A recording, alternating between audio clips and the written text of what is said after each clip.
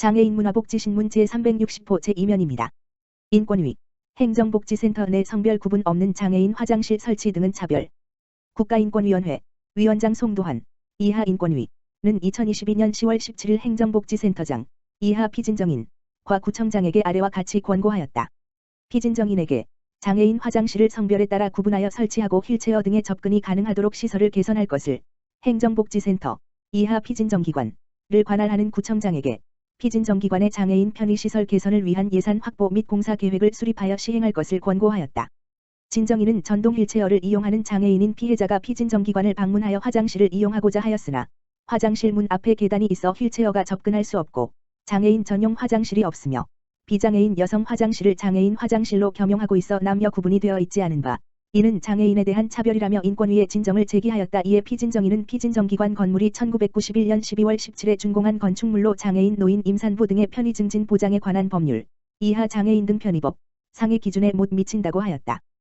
또한 피진정기관 건축물의 구조적 문제로 인하여 장애인 접근로 기준을 충족하는 경사로 설치 공간의 확보가 어려우므로 기존 청사계 보수를 통한 개선은 힘들다고 하였다. 그러나 현재 구청의 청사 신증축 업무 담당 부서 및 예산 담당 부서와 장애인 접근로 기준 충족을 위한 예산 마련 등을 협의 중이며 예산이 확보되면 2023 번지년도 피진정기관 공공화장실 증축 사업에 반영할 계획이라고 답변하였다.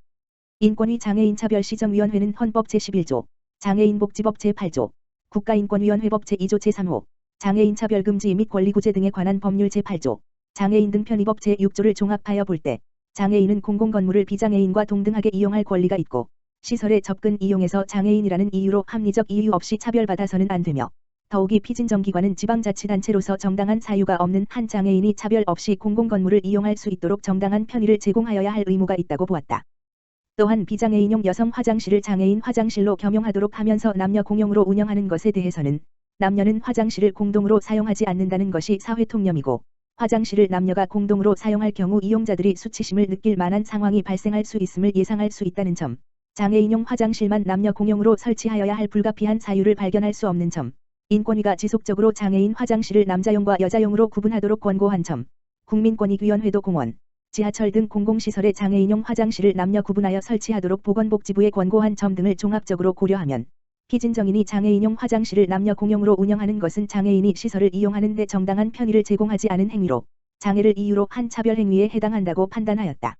이에 인권위는 피진정인에게 장애인 화장실을 성별로 구분하여 설치하고 휠체어 등의 접근이 가능하도록 시설을 개선할 것을, 관할 구청장에게 관련 예산 확보 및 공사 계획을 수립 시행할 것을 권고하였다.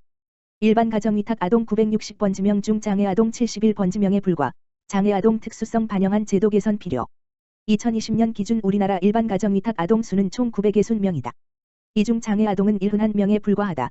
2021 아동권리보장원.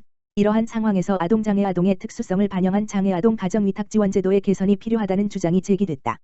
개발원은 7일 오후 이룸센터에서 2022년 장애인정책연구 공모사업 연구 결과 발표회를 개최했다. 장애인정책연구 공모사업은 장애인의 생활과 밀접한 주제의 연구를 지원하여 적용 가능한 정책을 도출하기 위한 것으로 개발원은 지난 4월 전 국민을 대상으로 장애인 관련 연구 주제를 공모한 바 있다.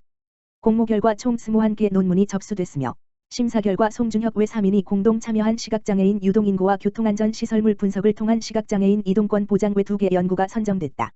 선정된 주제에는 각 300만 원의 연구비를 지원했다. 이날 발표회에서는 지난 6월부터 9월까지 4개월간 수행된 3개 연구과제의 결과를 공유하고 정책 제안을 위한 의견을 교환하는 시간을 가졌다. 먼저 시각장애인 유동인구와 교통안전시설물 분석을 통한 시각장애인 이동권 보장에 관한 연구는 SK텔레콤 사용자 데이터에 기반한 유동인구 데이터를 분석하여 시각장애인의 이동권 보장 정책을 제안하고 있다. 서울특별시 내 시각장애인 유동인구가 많은 지역의 잠재적 교통시설물 설치 위치와 교통동선 및 적정 시간을 도출하고 시각장애인 이동 편의를 위해 잠재적으로 음향신호기가 추가 설치되어야 하는 위치를 정량적 방법으로 도출하였다. 이를 통해 시각장애인이 가장 많이 움직이는 시간대와 위치 등의 특별 교통수단 배치와 교통편의시설 우선 설치 등 정책 결정을 위한 근거자료를 제공하고 있다. 안문경 씨가 진행한 불편함과 과잉 정보를 제공하는 장애인 보도 영상 분석에서는 지상파 방송 3사, KBS, SBS, MBC의 대표 뉴스 영상의 분석을 통해 우리가 매일 보는 신문과 뉴스에서 장애인을 어떻게 시각적으로 묘사하고 있는지 살펴보고 있다. 이를 통해 장애인 관련 보도의 불편함과 자극성, 언론 취재의 윤리 문제, 미디어 수용자의 인식에 대한 언론 보도의 중요성을 제시하였다. 또한 시청자에게 불편함을 주는 방식과 장애 특성을 부각하는 보도에 대해 우려를 표하고 장애인 촬영에 대한 차별성을 없애고 중립적 시선으로 영상을 제작할 수 있도록 가이드라인을 제공할 것을 제안하였다. 박건호 씨의 장애아동 위탁가정 지원제도 개선 방안에 관한 연구는 국내 가정위탁 현황 분석과 해외 제도와의 비교를 통해 장애아동 위탁가정 지원제도의 발전을 위해 필요한 정책적 변화를 파악하고 가정위탁 업무를 담당하는 공무원 인터뷰 등 현 제도에 대한 의견을 수렴하였다. 이를 통해 장애아동을 중심으로 위탁가정 및 장애아동에 대한 정부 지원 제도의 효과를 높이기 위한 개선 방안을 제시하고 있다.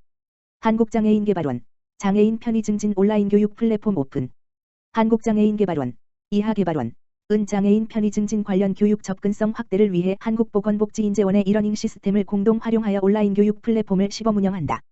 시범 운영되는 편의 증진 민간 교육 온라인 교육 과정은 유니버설 디자인, 유너브셀 디자인, 이하 UD에 의해 장애물 없는 생활 환경, BF, 인증제도에 의해 편의시설 설치 기준에 의해 총 3개 과정이다. 교육기간은 오는 12월 2일까지이며 개발원 유니버설 디자인 환경부 이러닝 홈페이지 가디어드.co.or.kr을 통해 신청 및 수강이 가능하다. 교육은 누구나 수강할 수 있다. 개발원은 온라인 교육 수료자 중 30명을 추첨하여 커피 교환권 증정 이벤트도 진행하고 있다. 개설된 교육과정 중 1개 과정 이상을 수료한 후 페이지 내 이벤트 참여하기에 응모하면 된다. 개발원은 이번 장애인 편의 증진 온라인 교육 플랫폼 시범 운영을 계기로 다양한 온라인 교육 콘텐츠를 지속적으로 개발할 예정이다. 한편 대면 교육으로 진행하는 편의 증진 민간 교육은 오는 30일 충남도서관에서 개최된다. 교육은 유니버설 디자인 관련 이론과 유니버설 디자인이 적용된 건축물 현장 답사 등의 프로그램으로 구성돼 있다. 한국장애인개발원 GKL 발달장애 예술인 그림 공모전. 당신의 재능이 일자리가 됩니다. 시상식 개최.